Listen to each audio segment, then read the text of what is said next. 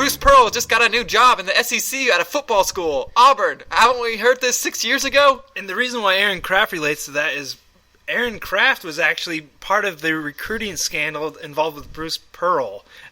Bruce Pearl actually was doing something fishy with his dad and telling him... They had a cookout. They had an unsanctioned cookout and told Mr. Kraft being Aaron Kraft's father, to lie about it to the NCAA. So anyways, I'm happy Bruce Pearl's back in coaching. He was very successful with Tennessee, took him to a number 1 overall ranking.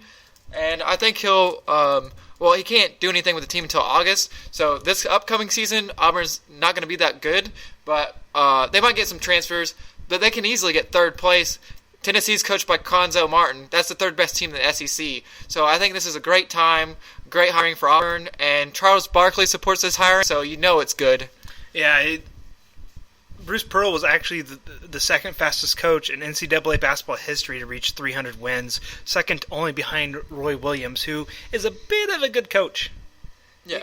And it took Bruce Pearl 382 games compared to Roy's 372. So that's no slouch. And Bruce Pearl did things before he was in the NCAA Division I. He was actually the Division II coach at Southern Indiana and actually won a national championship. So the guy can win. Yeah, he also took University of Wisconsin-Milwaukee when Boo Williams was in the backcourt to the Sweet 16, 2005. Yeah, he's actually taking over a team that's not a complete train wreck. They went 14-16 this year. So I mean, they're not like a 3-win team. I'm looking at their schedule. They kind of hung with Florida this year, and they weren't like I said, they weren't terrible. They don't have any like signature wins this past season. They lost. They had a bad loss. They gave up 111 points to Northwestern State. They hung with Florida twice, which if you saw the game last night, Florida doesn't like to beat people by a lot. They were almost became the first number 1 seed to lose. Albany's a tough out though. They're tied with Albany into the second half, which then they pulled away. Yeah. Well, and don't trash Florida. I don't see it. I don't see why they're.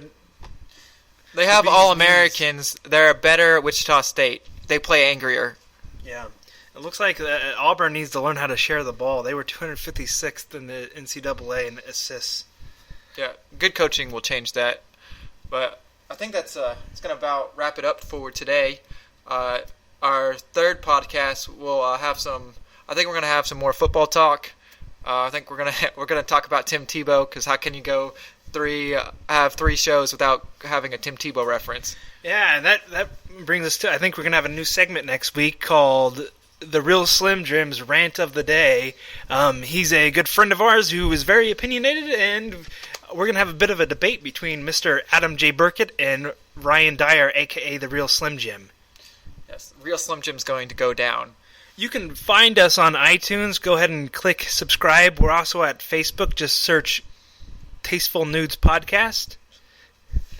And once again, this is a weekly sports podcast giving you the naked truth in sports. I hope you enjoyed the show. If you have any feedback, feel free to follow us on Twitter. I'm at Dennis Burkett.